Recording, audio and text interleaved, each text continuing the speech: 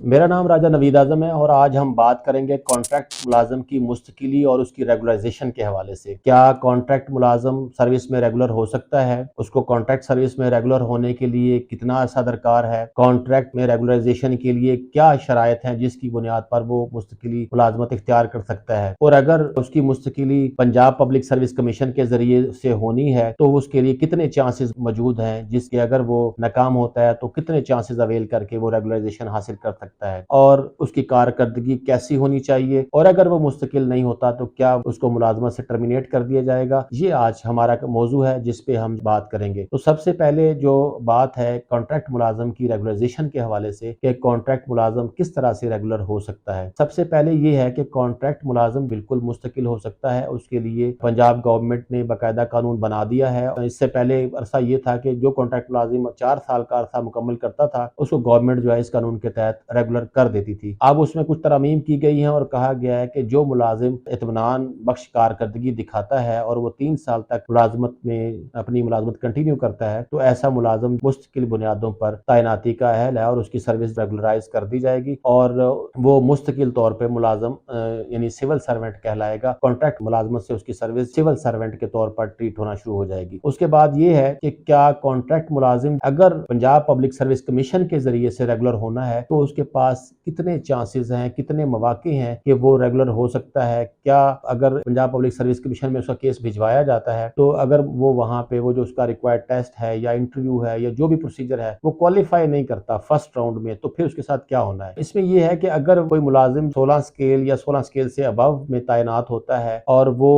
किसी एनटीएस के प्रोसेस के तहत हुआ था, पंजाब पब्लिक सर्विस कमीशन से नहीं हुआ था, तो इसके लिए ये जो पंजाब रेगुलराइजेशन एक्ट है 2018 का, ये कहता है कि ऐसे मुलाजमीन जो कॉन्ट्रैक्ट की बुनियाद पर भर्ती हुए थे और उनका प्रोसेस एनटीएस के जरिए से किया गया था और उन्होंने वो रिटन टेस्ट और वो इंटरव्यू का प्रोसेस मुकम्मल करने के बाद महकमा में भर्ती हुए थे, तो ऐसे तमाम मुलाजमीन को पंजाब पब्लिक सर्विस कमीशन में भिजवाना बहुत जरूरी है और वहां पे जो मुस्तकिली का process Punjab public service commission के जरिए से उनका मुकम्मल होना चाहिए, उसके बगैर उनकी मुस्तकिली नहीं हो सकती। ताहम ये बात है कि अगर वो वहां पे जाते हैं और उनका जो भी standard criteria Punjab public service commission का होता है वो फुलफिल नहीं कर पाते, तो ऐसी सूरत में क्या होना है। तो ऐसी सूरत में ये है कि पहले ये होता था कि कॉन्ट्रैक्ट मुलाजिम जब अपना अरसा मुकम्मल करने के बाद उनका case Punjab public service commission में भेजने से मुलाजमीन खौफजदा थे कि अगर उनका केस 5 साल बाद या उनको 3 साल बाद उन्हें कहा जाए कि उनसे इम्तिहान लिया जाएगा और उनका रिटन टेस्ट लिया जाएगा और उसके बाद उनको मुस्तकिल किया जाएगा, तो वो कहते थे कि ये किस तरह मुमकिन है कि एक 5 साल पहले जो उन्होंने सिलेबस पढ़ा था या उनकी स्टडी का लेवल था वो आज भी वही होगा और वो टेस्ट जो है ना वो क्वालिफाई कर पाएंगे। तो उसके हवाले से काफी खौफ और आस था, काफी मुलाजिम परेशान थे। इसके ऊपर गवर्नमेंट ने जब इसको रियलाइज किया है तो उन्होंने उसमें ये किया है कि जिन मुलाजमिन के केसेस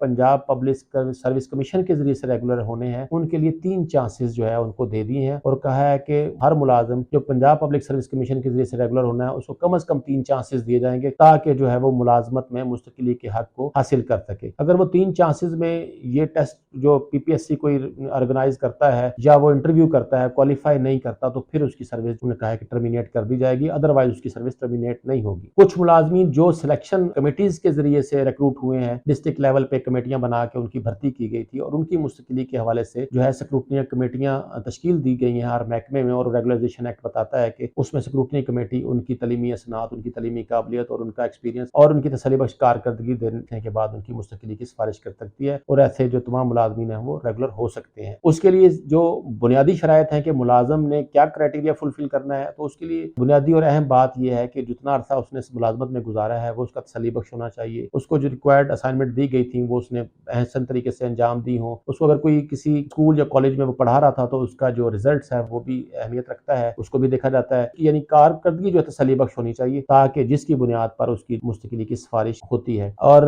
क्या मुलाजिम अगर मुस्तकिल नहीं होता तो क्या उसकी टर्मिनेशन हो जाएगी? नो। ऐसा मुलाजिम जो मुस्तकिल नहीं होता और वो अगर चाहता है कि वो मुस्तकिली अपनी नहीं करवाना चाहता और रेगुलराइजेशन ऑप्ट नहीं करता तो वो कॉन्ट्रैक्ट पर भी रह सकता है। वो अपनी चॉइस भी दे सकता है कि जी मैं अपनी मुलाजमत मुस्तकिल नहीं कराना चाहता, मैं कॉन्ट्रैक्ट पे रहना चाहता हूँ, लिहाजा कॉन्ट्रैक्ट मेरा एक्सटेंड कर दिया जाए और मैं कॉन्ट्रैक्ट सर्विस चॉइस करूंगा, मैं रेगुलराइजेशन सर्विस चॉइस नहीं करता। कानून के मुताबिक कॉन्ट्रैक्ट मुलाजिम के पास चॉइस है कि वो मुस्तकिल मुलाजमत इख्तियार करे या कॉन्ट्रैक्ट मुलाजमत कंटिन्यू रखे और ऐसी सूरत में महकमा जो कॉन्ट्रैक्ट एक्सटेंड कर सकता है और उसको मुलाजमत में कंटिन्यू कर सकता है अगर वो मुलाजमत मुस्तकिल बुनियादों पर नहीं करना चाहता। उसके लिए फिर उसको रेगुलराइजेशन का जो क्राइटेरिया है वो पूरा करने की जरूरत नहीं है। उसको जो 3 साल का कॉन्ट्रैक्ट کانٹریکٹ ہے وہ پورا کرنے کے بعد جو ہے نیکسٹ کانٹریکٹ 3 سال کا مل جائے گا اور وہ اپنا کانٹریکٹ سروس جاری رکھے گا۔ تو کانٹریکٹ ملازمت کی مستقلی کے حوالے سے اگر یہ ہماری ویڈیو آپ کو پسند آئی ہو تو کمنٹس باکس میں اپنی رائے کا اظہار ضرور کیجیے۔